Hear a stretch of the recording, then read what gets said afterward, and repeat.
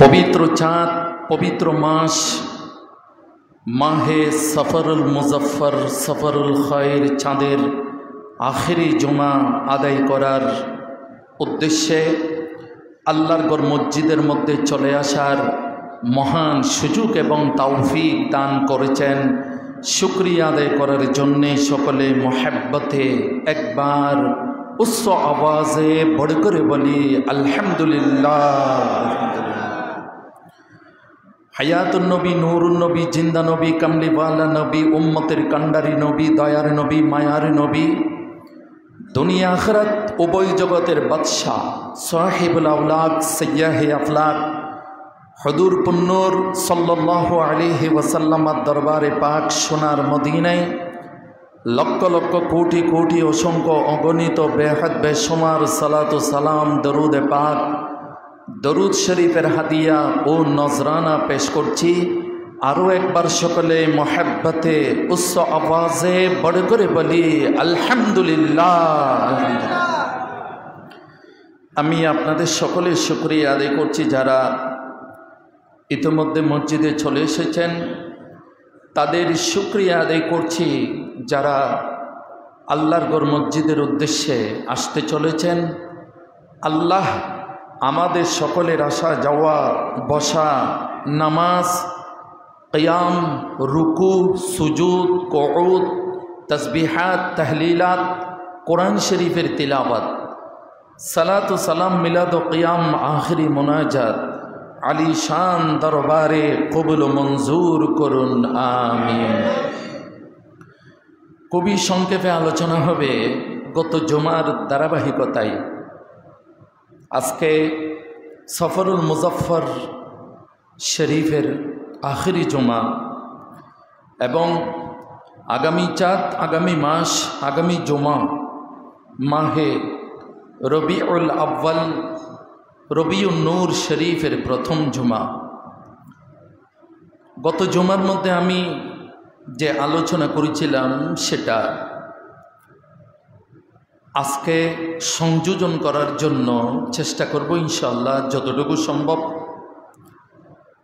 হুজুর করিম রউফ রহিম, সৈয়দুল আলামিন, শফিউল মুজনিবিন, নবী রহমাতাল লিল আলামিন সাল্লাল্লাহু আলাইহি ওয়াসাল্লাম হায়াতে জাহিরি হায়াতে জিন্দগিতে সমস্ত উম্মতে মুসলিমা এবং সকল সাহাবায়ে কিরাম সবাই নবীজি সাল্লাল্লাহু আলাইহি ওয়াসাল্লামের কাছে আসতেন ফতোয়ার বিষয়ে, ফতোয়া জানার জন্য, ফিকহ মাসআলা মাসাইল জানার জন্য নবীজি সাল্লাল্লাহু আলাইহি ওয়াসাল্লামের কাছে সবাই আসতেন এবং ফিকহি মাসআলা, শরীয়তের মাসালা মাসাইল জানতেন। আল্লাহ রসুল আলাইহিস সালাতু ওয়াস সালাম পর্দা নশীন হওয়ার পরে নবীজির 1,24,000 সাহাবায়ে একরাম, 1.25 লাখ নবীজির সাহাবায়ে একরাম ছিলেন। এদের ভিতরে যারা ফতোয়া দিতেন, যারা মুফতি সাহাবী ছিলেন এবং ফতোয়া দিতেন, ফিকহি মাসআলা মানুষদেরকে জানাতেন, এর ভিতরে 130 থেকে 40 পর্যন্ত, 130 থেকে 140 এর ভিতরে সংখ্যা ছিল যে সমস্ত সাহাবায়ে একরাম মানুষের মাঝে ফতোয়া দিতেন, মাসআলা মাসাইল বয়ান করতেন। এই 130 থেকে 140-এর মধ্য থেকে পৃথিবীতে বিখ্যাত মুফতি এবং মাসালা মাসাইলের জন্য প্রসিদ্ধ ছিলেন 7 জন। রাসূলুল্লাহ সাল্লাল্লাহু আলাইহি ওয়াসাল্লামের সাহাবী 7 জন। এদের এই 7 জনের একজন হলো হযরতে ওমর ইবনুল খাত্তাব ফারুক আযম রাদিয়াল্লাহু তাআলা আনহু, ইসলামের দ্বিতীয় খলিফা আমিরুল মুমিনিন হযরত ফারুক আযম রাদিয়াল্লাহু তাআলা আনহু। 2 নম্বর হযরতে মুশকিল কুশা মৌলায়ে আলা হযরত মৌলা আলী শেরে খুদা আলী ইবনে আবি তালিবিন কাররামাল্লাহু ওয়াজহাহুল করিম। 3 নম্বরে হযরতে আব্দুল্লাহ ইবনে মাসউদ রাদিয়াল্লাহু তাআলা আনহু। 4 নম্বর আম্মা আয়েশা সিদ্দিকা রাদিয়াল্লাহু তাআলা আনহা। 5 নম্বর হযরতে যায়েদ বিন সাবিত রাদিয়াল্লাহু তাআলা আনহু। 6 নম্বর হযরতে আব্দুল্লাহ ইবনে আব্বাস রাদিয়াল্লাহু তাআলা আনহু রাইসুল মুফাসসিরিন। 7 নম্বর হযরতে আব্দুল্লাহ ইবনে ওমর রাদিয়াল্লাহু তাআলা আনহু। এই 7 জন পৃথিবীতে বিখ্যাত প্রসিদ্ধ ছিলেন। আল্লাহ রসুল আলাইহিস সালাতু ওয়াস সালামের পরে মুফতি হিসেবে ফতোয়া দেওয়ার জন্য, মানুষদেরকে মাসআলা মাসাইল এগুলো শিক্ষা দেওয়ার জন্য এই 7 জন প্রসিদ্ধ ছিলেন। একটু জোরে বলো সুবহানাল্লাহ। 7 জন থেকে একজন হযরতে আব্দুল্লাহ ইবনে মাসউদ রাদিয়াল্লাহু তাআলা আনহু প্রসিদ্ধ।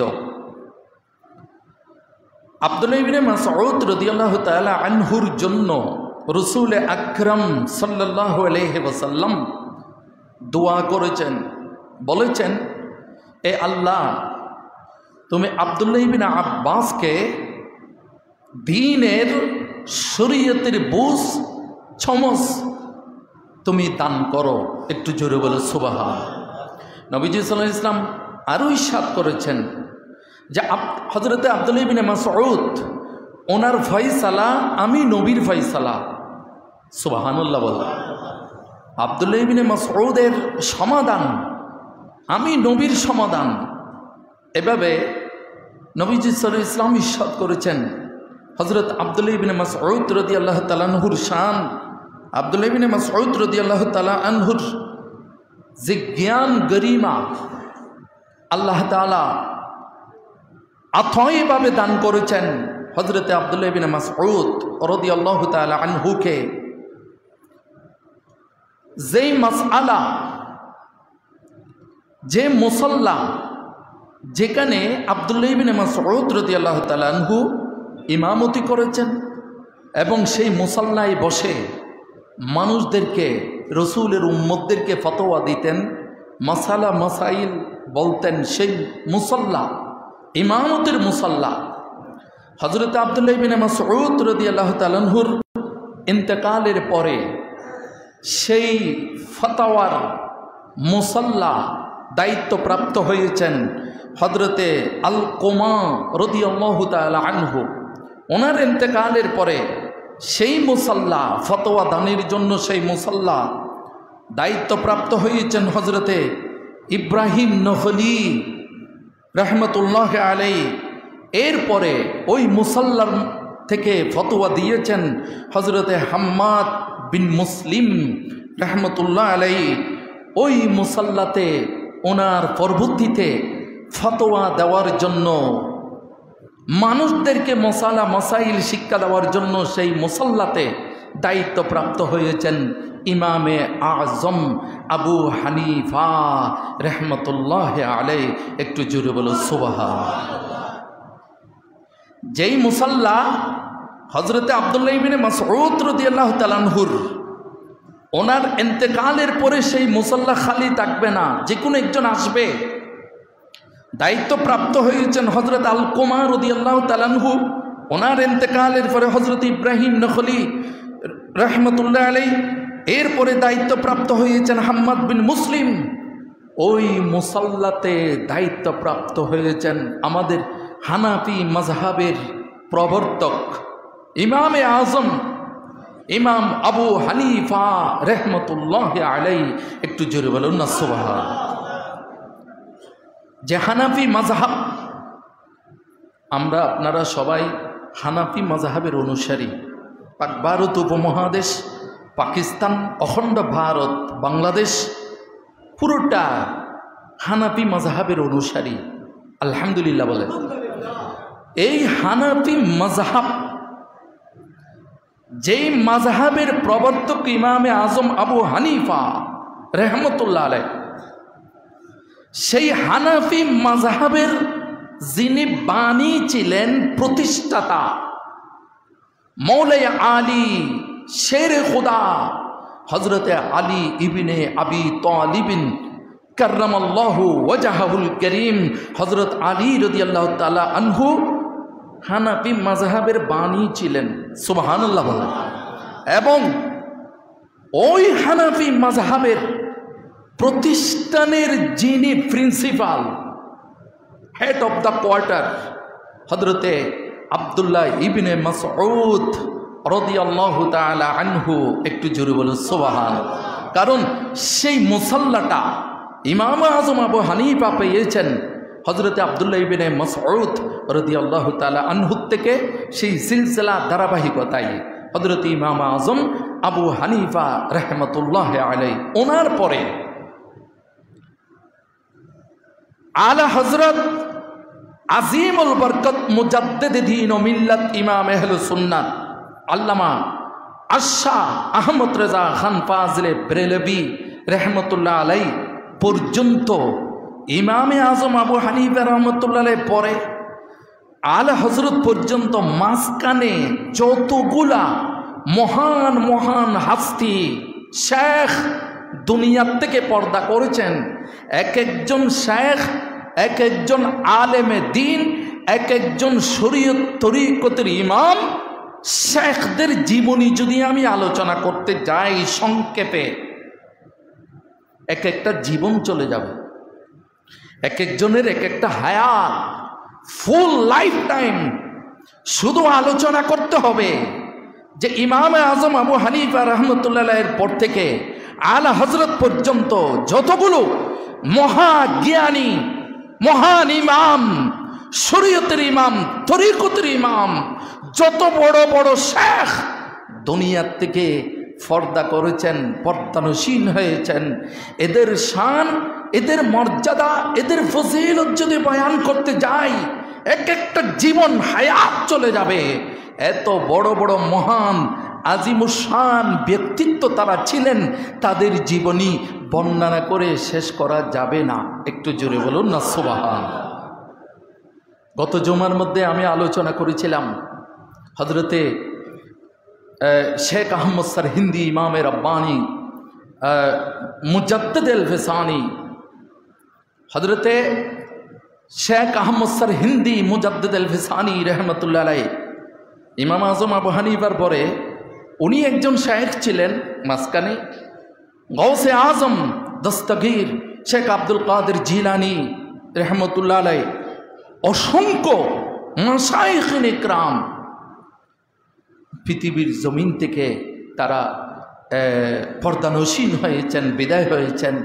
আলা হযরত পর্যন্ত গত জুমার মধ্যে যেটা বলেছিলাম সেটা আমি আগেই ধারাবাহিকতায় বলে ফেলবো, পরে আলা হযরত সম্পর্কে সংক্ষিপ্ত আকারে আলোচনা করব ইনশাআল্লাহুল আজিজ।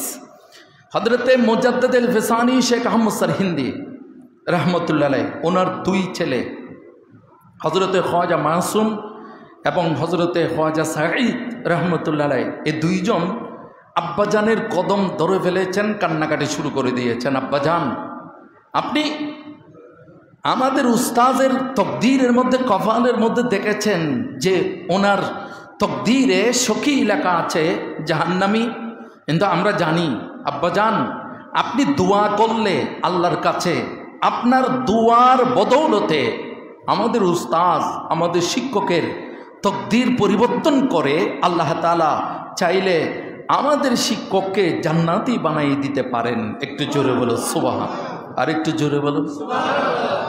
সেখানে আমি আলোচনা করেছিলাম হযরতে মুজাদ্দিদ আল ফিসানি কুতুবে রব্বানি শেখ আহমদ সরহিন্দি রহমতুল্লাহ আলাইহি তার সন্তান দয়ের আবেদন কবুল করে একটা জুব্বা পরে আল্লাহর দরবারে ফরিয়াদ করেছিলেন, যেই জুব্বাটা 500 বছর পূর্বে গৌসে পাক শেখ আব্দুল কাদের জিলানি রহমতুল্লাহ আলাইহি মুজাদ্দিদ আল ফিসানিকে দান করেছেন। সুবহানাল্লাহ। একটু খেয়াল করছেন কথাটা, 500 বছর পূর্বে গৌসে পাক শেখ আব্দুল কাদের জিলানি রহমতুল্লাহ আলাইহি, উনি 500 হিজরির মানুষ ছিলেন। এর 500 বছর পরে আরো 500 বছর পরে, তাহলে তো প্রায় 1000 বছর, 1000 হিজরি সরে মুজাদ্দিদ আল-ফিসানি শেখ আহমদ সরহিন্দি রহমতুল্লাহ আলাইহি দুনিয়ার জমিনে তশরিফ এনেছেন। তাইলে 500 বছর পূর্বে গৌসে পাক জুব্বা দেওয়ার জন্য শেখ আহমদ সরহিন্দিকে কিভাবে পেলেন, এটা একটু জানার দরকার আছে। গৌসে পাক শেখ আব্দুল কাদের জিলানী রহমতুল্লাহ আলাইহি তার জীবনে 25 বছর ইবাদত করেছেন, রিয়াজত করেছেন পাহাড়ের চূড়ায়। কয় বছর? 25 বছর বনে জঙ্গলে পাহাড়ে পর্বতে শুধু আল্লাহকে রাজি এবং খুশি করার জন্য এই আধ্যাত্মিক ক্ষমতা, বেলায়েতের শক্তি পাওয়ার গৌসে পাক শেখ আব্দুল কাদের জিলানী কোথায় পেয়েছেন? অনেক কষ্ট করেছেন, অনেক সাধনা করেছেন, মেহনত করেছেন। জীবনের 25 বছর যিনি একাধারে পাহাড়ের চূড়া রিয়াজত করেছেন, ইবাদত করেছেন, গৌসে পাক আব্দুল কাদের জিলানী রহমতুল্লাহ আলাইহি সে পাহাড়ের চূড়ায় যেখানে যেখানে তিনি ইবাদত করেছেন, যেখানে যেখানে তিনি রিয়াজত করেছেন, সেই পাহাড়ের চূড়ার মধ্যে জায়গাগুলোতে চিহ্ন দেওয়ার জন্য এক একটা খুঁটি গেড়ে দিয়েছেন। খুঁটি, একটু জোরে বলুন না সুবহানাল্লাহ। যেই জায়গায় বসে গৌসে পাক আব্দুল কাদের জিলানী ইবাদত করেছেন, সেই জায়গাগুলোকে চিহ্ন দিয়ে রেখেছেন, একটা একটা খুঁড়ি কেড়ে দিয়েছেন। এগুলো পাহাড়ের চূড়ায় এখনো আছে, যারা চিনে তারা চিনে। গৌসে পাক আব্দুল কাদের জিলানী নিজেই লিখেছেন, আনাল জিলি মহিউদ্দিন ও ইসমি ওয়া আলামি আলা রাসিল জিবালি। সুবহানাল্লাহ বলেন। আমি জিলানের অধিবাসী, মহিউদ্দিন ও ইসমি, আমার নাম মহিউদ্দিন।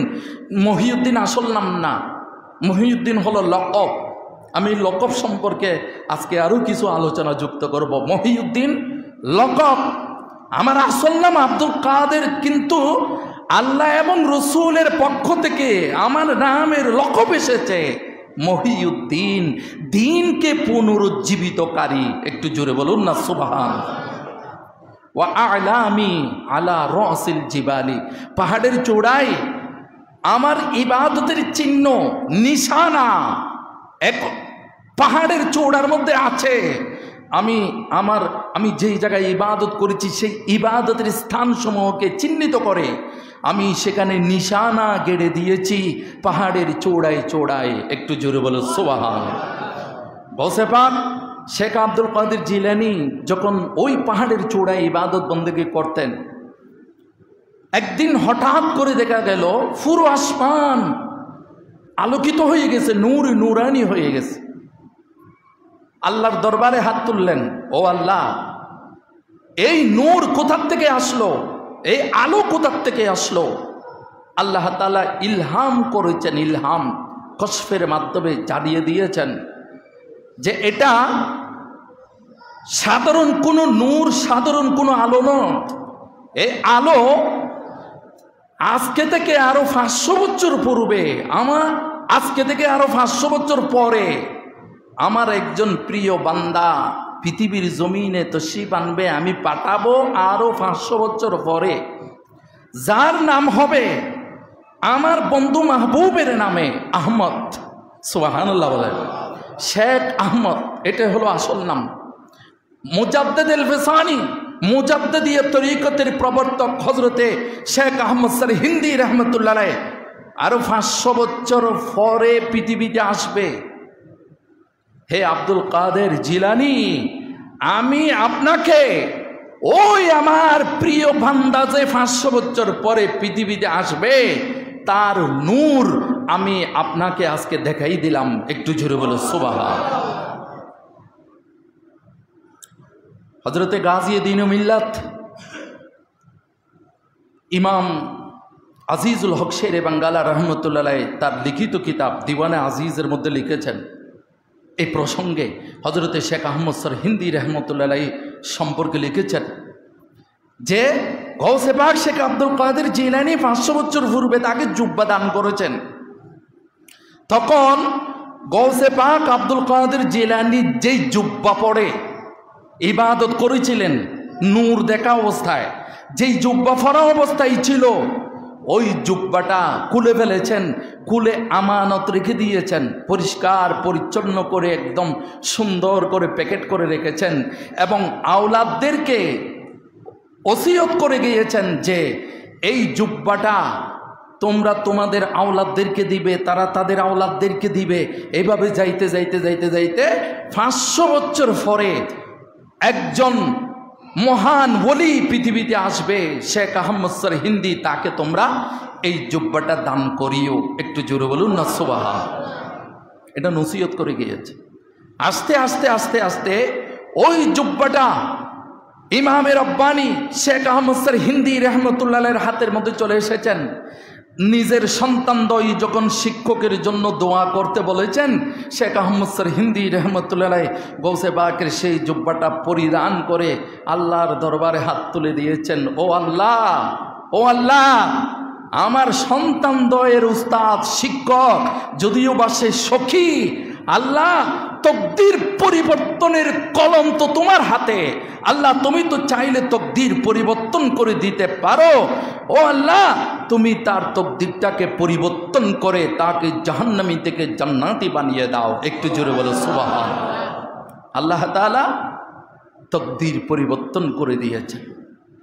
হযরতে মোল্লা তহের পেটুনি রহমতুল্লাহ তকদির পরিবর্তন হয়ে গেছে।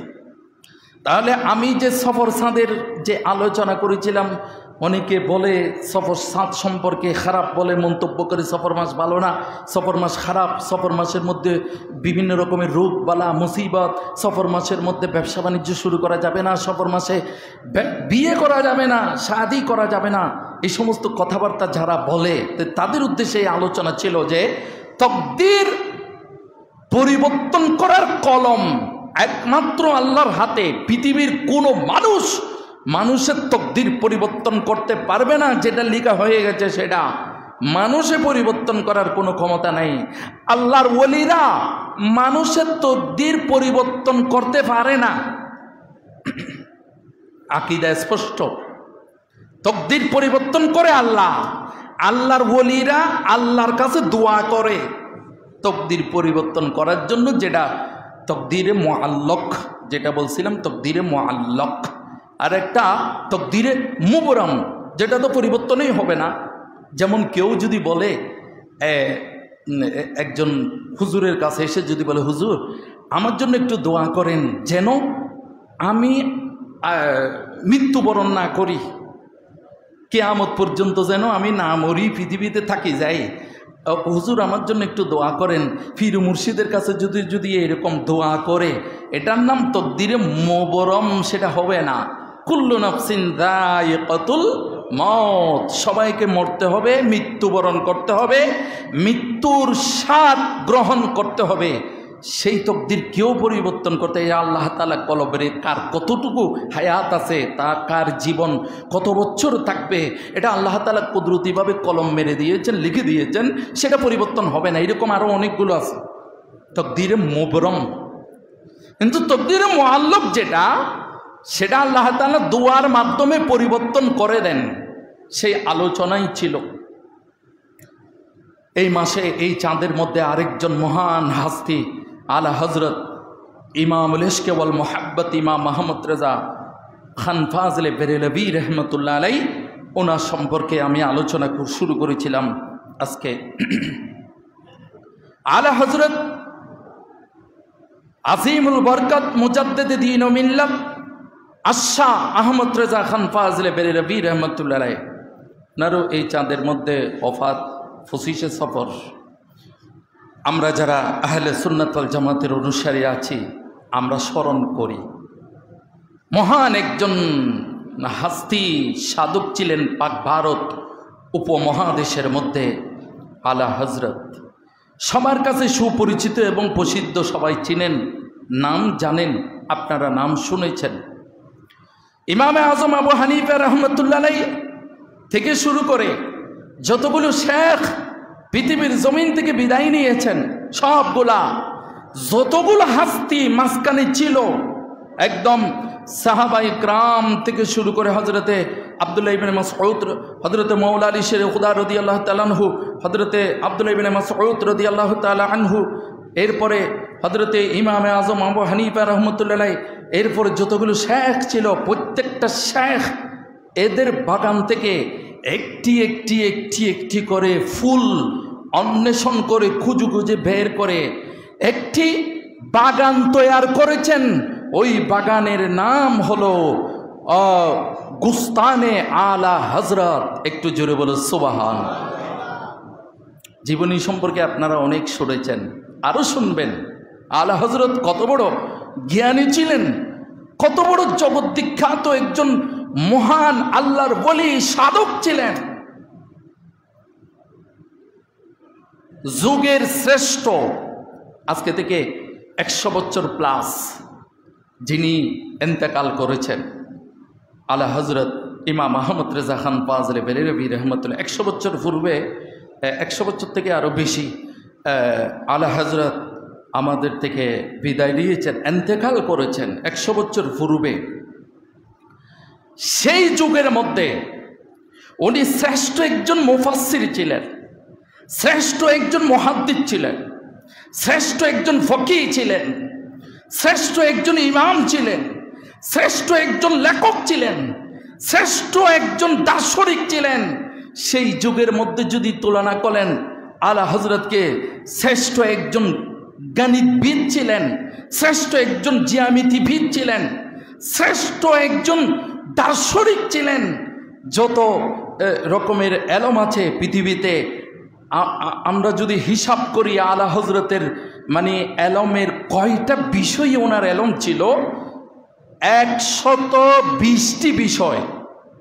সুবহানাল্লাহ বলেন। কত বড় হাস্তি, মহান জ্ঞানী ছিলেন তিনি। 120টি বিষয়ে যার পাণ্ডিত্য ছিল, এটা কি সোজা কথা?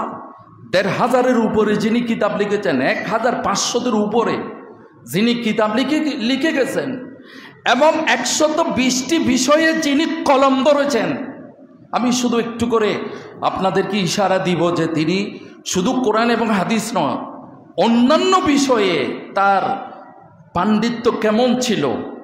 ওনার একজন ছাত্র ছিল যার নাম সফরউদ্দিন বিহারি রহমতুল্লাহ আলাইহি। উনিও পরবর্তীতে অনেকগুলো কিতাব লিখেছেন, আলা হজরতের ছাত্র। সে আলা হজরতের ছাত্র সফরউদ্দিন বিহারি রহমতুল্লাহ আলাইহি তৎকালীন যুগের মধ্যে একজন জ্যামিতিবিদ ছিলেন। ওনার নাম হলো শাহ সাহেব, মানে শাহ সাহেব হিসেবে প্রসিদ্ধ ছিল। তিনি জ্যামিতিবিদ, জ্যামিতির সমাধান করতে পারতেন। তো উনি একটা ফখর করতেন যে আমি মোরাব্বা, যেটাকে আরবি ভাষায় বলে মোরাব্বা, কিন্তু জ্যামিতির ভাষায় এটাকে চতুর্ভুজ বলা হয়। ত্রিভুজ আছে, চতুর্ভুজ আছে জ্যামিতিতে, এগুলো তো সাধারণ বিষয়। চতুর্ভুজ কয়টি পদ্ধতিতে, কয়টি নিয়মে সমাধান করা যায়, এই জ্ঞান সবচেয়ে বেশি ছিল তৎকালীন যুগে জ্যামিতিবিদ শাহ সাহেবের কাছে। উনি ফখর করতেন যে আমি 16টি পদ্ধতিতে আমি চতুর্ভুজের সমাধান করতে পারি, এটা উনি ফখর করতেন। তার কাছে গেলেন আলা হজরতের ছাত্র হজরত সফরউদ্দিন বিহারি রহমতুল্লাহ আলাইহি। উনি গিয়ে বললেন যে আপনি জ্যামিতিবিদ, আপনার বড় সুনাম চতুর্দিকে, বললেন আপনি কয়টা পদ্ধতিতে চতুর্ভুজ সমাধান করতে পারেন?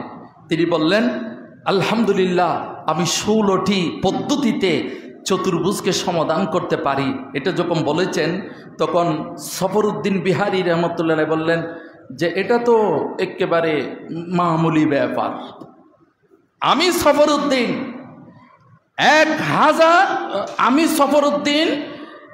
1100 পদ্ধতিতে চতুর্ভুজকে সমাধান করতে পারি। একটু জোরে বলো সুবহান।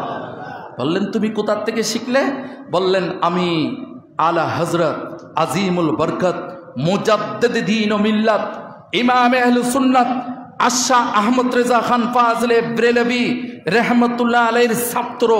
আর আমি যার ছাত্র আলা হজরত, তিনি 2300 পদ্ধতিতে চতুর্ভুজকে সমাধান করতে পারে। একটু জোরে বলো সুবহান। কত বড় ইসলামী দার্শনিক, কত বড় জ্ঞানী ছিলেন, শুধু কোরআন হাদিস নয়, কোরআন হাদিসের বাইরে যার এত বেশি দখলদারি ছিল, তিনি আলা হযরত মুজাদ্দিদ দ্বীন ও মিল্লাত ইমাম শাহ আহমদ রেজা খান ফাজলে ব্রেলভী রহমতুল্লাহ আলাইহি, যার মসলকের মধ্যে আমরা আছি, যার মসলকের উপরে ভিত্তি স্থাপন হয়েছে আমাদের এশিয়া বিখ্যাত দ্বীনি শিক্ষা প্রতিষ্ঠান চট্টগ্রাম জামিয়া আহমদিয়া সুন্নিয়া কামিল মাদ্রাসা, এবং সেই তরিকাত মসলকে আলা হযরতের উপরে আমরা আছি। একটু জোরে বলুন না সুবহানাল্লাহ। যেটা বলছিলাম, লকব, এক একজনের এক একটা লকব আছে, এবং লকব চুরি করার জন্য চেষ্টা করে অনেকে। পৃথিবীর জমিনে আল্লাহ এবং রসুলের পক্ষ থেকে যাকে যেই লকব দেওয়া হয়েছে সেটা পরিবর্তন করার ক্ষমতা মানুষের নাই। যেমন হযরতে আবু বকর রাদিয়াল্লাহু তাআলা আনহু, আল্লাহ রসুলের পরম বন্ধু হযরতে আবু বকর সিদ্দিক রাদিয়াল্লাহু তাআলা, নাম হলো আবু বকর, আর লকব হলো সিদ্দিক আকবর। একটু জোরে বলো সুবহান। হযরতে ফারুক আজম, এটা লকব, নাম হলো ওমর ইবনুল খাত্তাব, লকব হলো ফারুক আজম। হযরতে ওসমান গনি, নাম, লকব হলো যুন্নুরাইন। হযরতে আলী ইবনে আবি তালিবিন, নাম, লকব হলো হায়দারে কর্রার। এইভাবে লকব আস্তে আস্তে যখন আরো সামনের দিকে আসে, ইমামে আজম, এটা লকব, নাম হলো আবু হানিফা। আবু হানিফা নাম, কিন্তু লকব হলো ইমামে আজম। নাম হলো আব্দুল কাদের, লকব হলো গৌসুল আজম। একটু জোরে বলো সুবহানাল্লাহ। এই লকবগুলা আপনারা শুনেছেন, এমনভাবে আমাদের কলিজায় মুখস্থ হয়ে গেছে যে নাম যখন, লকব যখন বলা হয় গৌসুল আজম, তখন আমাদের জেহেন একমাত্র শেখ আব্দুল কাদের জিলানির দিকে ধাবিত হয়। যখনই বলা হয় ইমামে আজম আবু হানিফা রহমতুল্লাহের দিকে আমাদের জেহেন চলে যায়। যখনই বলা হয় হায়দারে কর্রার মৌলা আলী শের খুদার দিকে আমাদের জেহেন চলে যায়। যখনই বলা হয় যুন্নুরাইন, তখন উসমান গনি রাদিয়াল্লাহু তাআলা আনহুর দিকে আমাদের জেহেন চলে যায়। যখনই বলা হয় ফারুক আজম, তখন হযরত ওমর ইবনুল খাত্তাব রাদিয়াল্লাহু তাআলা আনহুর দিকে আমাদের জেহেন চলে যায়। যখনই বলা হয় সিদ্দিক আকবর, তখন আমাদের জেহেন আবু বকর সিদ্দিক রাদিয়াল্লাহু তাআলা আনহুর দিকে চলে যায়। আর যখনই বলা হয় আলা হযরত, আলা হযরত, তখন সাথে সাথে আমাদের জেহেন সরাসরি ইমাম আহমদ রেজা খান ফাজলে বেরেলভী রহমতুল্লাহ আলাইহির দিকে চলে যায়। একটু জোরে বলো সুবহানাল্লাহ। এটা কেন বললাম? আজকের জামানায় অনেকে চেষ্টা করছে তাদের পীরকে আলা হযরত বানানোর জন্য, মানে লকবটা আলা হযরত দেওয়ার জন্য। না, আলা হযরত এই লকবটা গৌসুল আজম যখন বলা হয় লকব, তখন আব্দুল কাদের জিলানির দিকে আমাদের কলব, আমাদের জেহেনা, আমাদের খেয়াল চলে যায়। ঠিক তদ্রূপ পাক ভারত উপমহাদেশে এত বড় আধ্যাত্মিক সাধক যার লকব হলো আলা হযরত, যখনই বলা হবে আলা হযরত, তখন সরাসরি আমাদের জেহেন আলা হযরত ইমাম আহমদ রেজা খান ফাজলে বেরেলভী রহমতুল্লাহ আলাইহির দিকে চলে যায়। একটু জোরে বলুন সুবহানাল্লাহ। আলা হযরত আজিবুল বরকত মুজাদ্দিদ দ্বীন ও মিল্লাত, তিনি এশকে রসুলের উপরে এত বেশি বিভোর ছিলেন, রসুলের এশক মোহাব্বত। যখন তিনি ঘুমাতেন তখন ফা টানতেন না, সোজা করে কোনোদিন ঘুমাইতেন না, ডান পাশে করত হয়ে শুইতেন এবং শরীরটাকে মোহাম্মদ আকৃতি বানাতেন। মানে মাথাটা হলো মিম, এখানে সিনাটাকে হা, আবার কোমরটাকে বাঁকা করে মিম বানাতেন, পাগুলোকে এমনভাবে বাঁকা করে দিয়ে যেন দাল। এই সুরতে ইমাম আহমদ রেজা খান ফাজলে বেরেলভী রহমতুল্লাহ সারা জীবন ঘুমাইছেন রসুলের মোহাব্বতে। একটু জোরে বলো সুবহানাল্লাহ। এই আকৃতির বাইরে হুজুর কোনোদিন শুইতেন না। জিনার এশক এবং মোহাব্বত সম্পর্কে অনেকে জানতে চেয়েছেন, তার ছাত্রদের ভিতর থেকে অনেকে জানতে চেয়েছেন। ইশক মোহাব্বত বলেছিলেন একটাই জবাব, যে তোমাদের যদি ক্ষমতা থাকে তাহলে আমার কলবটাকে তোমরা কেটে দেখো, বের করে দেখো, আমার কলিজা, আমার কলবটাকে বের করে দেখো। যদি ক্ষমতা থাকে তোমাদের, দেখবে সেখানে এক পাশে লা ইলাহা ইল্লাল্লাহ আর এক পাশে মুহাম্মাদুর রাসূলুল্লাহ লেখা আছে। একটু জোরে বলো সুবহানাল্লাহ। ইশক মোহাব্বত, এটা কিন্তু দেওবন্দি উলামায়ে কেরামের ভিতর থেকে অনেকে স্বীকার করেছেন, অনেকে স্বীকার করতে বাধ্য হয়েছেন যে আহমদ রেজা খান ফাজলে বেরেলভী তার কাছে রসুলের ইশক মোহাব্বত বেশি থাকার কারণে আমাদের কাছে যেগুলো অতিরঞ্জিত মনে হচ্ছে, এগুলো অতিরঞ্জিত তার কাছে নয়। কারণ ইশক এবং মোহাব্বত রসুলের, এই জন্য এগুলো আমাদের কাছে অতিরঞ্জিত মনে হয়। একটু জোরে বলুন না সুবহানাল্লাহ। আলা হযরত তিনি মানে খুবই শক্ত ছিলেন। কার জন্য? যারা গুস্তাখে রসুল, রসুলের শানে যদি কেউ বেয়াদবি করে, রসুলের শানে যদি কেউ আঘাত করে, রসুলের শানে যদি কেউ গুস্তাখি করে, তাকে মাফ করতেন না, শক্ত অবস্থানে থাকতেন। এবং তিনি অতি নরম দিলের মানুষ ছিলেন, মাটির মতো একেবারে নরম তবিয়তের মানুষ আলা হযরত। সেই মাটির মতো নরম তবিয়তের মানুষটি বাঘের মতো গর্জন দিতেন। যখনই দেখা যেত কেউ রসুলের শানে বেয়াদবি করে, শানে রিসালাতের উপর কেউ বেয়াদবি করে, ইশকে রসুলের উপর কেউ বেয়াদবি করে, তিনি কিন্তু কোনো অবস্থাতেই সাথ দিতেন না, বাঘের মতো গর্জন দিতেন। একটু জোরে বলুন না সুবহানাল্লাহ। কেমন শক্ত! নানপাড়ার হাকেম ছিলেন, বড় একজন বাদশা ছিলেন। আলা হযরত যে কসিদা শিয়ারগুলো লিখেছেন, আপনি একটু যদি আপনাদের সেই জ্ঞান থাকে, আমাদের একটা কালামে রেজা একটা কিতাব আছে আমাদের, এটা জামিয়ার আশেপাশে আপনারা পেয়ে যাবেন চাইলে। কালামে রেজা, এটা অনুবাদ করা হয়েছে বাংলাতে। যতগুলো শিয়ার আছে রাসূলুল্লাহ সাল্লাল্লাহু আলাইহি ওয়াসাল্লামের শানে আলা হযরত লিখেছেন, ওগুলাকে বাংলা অনুবাদ করেছেন। কালামে রেজা কিতাব নেই, এটা বাংলাতেও পাওয়া যায়। এই কালামে রেজাতে যতগুলা, এবং হাদাইকে বখশিশ আরেকটা কিতাবের নাম, ওখানে আলা হযরতের অনেকগুলা কালাম আছে, শিয়ার আছে। এই আলা হযরতের সমস্ত শিয়ার, সমস্ত কালামগুলোকে এক জায়গায় করেন এবং সেগুলো আপনি বুঝার জন্য চেষ্টা করেন। এমন কোনো বাক্য নেই, এমন কোনো সেন্টেন্স নাই যেখানে কোরআন এবং হাদিসের অনুবাদ করা হয় নাই। আলা হযরতের প্রত্যেকটি কালাম, প্রত্যেকটি শিয়ার হয়তো কোরআনের অনুবাদ অথবা হাদিসের অনুবাদ। একটু জোরে বলুন না সুবহানাল্লাহ। মানুষ সেগুলো শুনে শুনে রসুলের ইশক জোগাড় করে চোখের পানি ফেলে, এমনে না।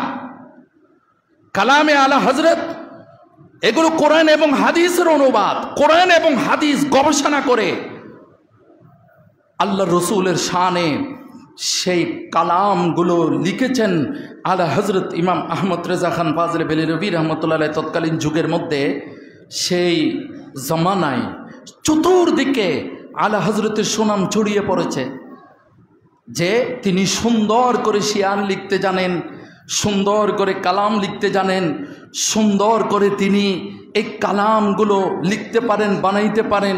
এটা যখন চতুর্দিকে ছড়িয়ে পড়ল, তখন নানপাড়া বাদশাহ হাকেম তিনি বলেছেন যে ইমাম আহমদ রেজা খান ফাজলে বেরেলভীর কাছে লিখিতভাবে পাঠিয়েছেন যে রসুলের শানে তুমি এত সুন্দর সুন্দর গজল লিখো, নাত লিখো, আমি অনুরোধ করব আমি বাদশাহ হিসেবে আমার শানের উপরে যেন একটা কসিদা লেখা হয়, একটা কবিতা লেখা হয়, একটা সুন্দর করে যেন শেয়ার লেখা হয়। এটা যখন বলা হয়েছিল আলা হযরত, সেটা তো বাদশাহ, যে আলা হযরতের কাছে পাঠিয়েছেন, বাদশাহ পাঠিয়েছেন বাদশাহ শানে কবিতা লেখার জন্য। আলা হযরত একটা কবিতা লিখে তাকে জবাব দিয়েছেন যে আমি তো ইশকে রসুল, রসুলের মোহাব্বতে আমি বিভোর, রসুলের শানের উপরে আমি হাজারো কসিদা লিখতে পারি, কিন্তু এই কলম দিয়ে আমি কোনো বাদশার জন্য কবিতা লিখতে পারি না। কারণ রিজিক আমার কাছে আছে আল্লাহর পক্ষ থেকে, গুম্বদে হাজরাত থেকে আমার কাছে রিজিক আসে, কোনো বাদশার পক্ষ থেকে আমার কাছে রিজিক আসে না। আমি কোনো বাদশার মুহতাজই নই। সেই নান পাড়ার বাদশার শানে কোনো কবিতা আলা হজরত লেখেন নাই। একটু জোরে বলুন না সুবহান।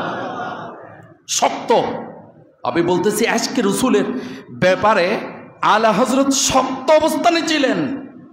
আর নরম তবিয়তের, কেমন নরম তবিয়ত? গিয়ারবি শরীফের তবরুক নিচে পড়েছে দস্তারখান, সে দস্তারখান থেকে আমরা এগুলো তুলে খাই না, নিজেরটা নিজে শেষ করে চলে যায়। দস্তারখানের মধ্যে যদি একটা দানা পড়ে সেটা আপনাকে তুলে খাই দেয়। রসুল্লাহ সাল্লাল্লাহু আলাইহি ওয়াসাল্লামের সুন্নাত। আর এই সুন্নাতগুলোকে এত বড় বড় শায়েখ মাশায়েখে কেরামগণ আমাদেরকে শিক্ষা দিয়েছে। এটা সাধারণ কোনো খাবার নয় দস্তারখান, এটা গিয়ারবি শরীফের তবরুক।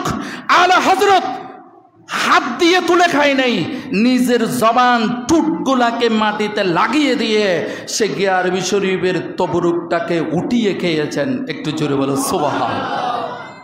এমন নরম তবিয়তের মানুষ, এমন শক্ত অবস্থানে ছিলেন যারা রাসূলুল্লাহর শানে গুস্তাখি করে তাদের বিরুদ্ধে।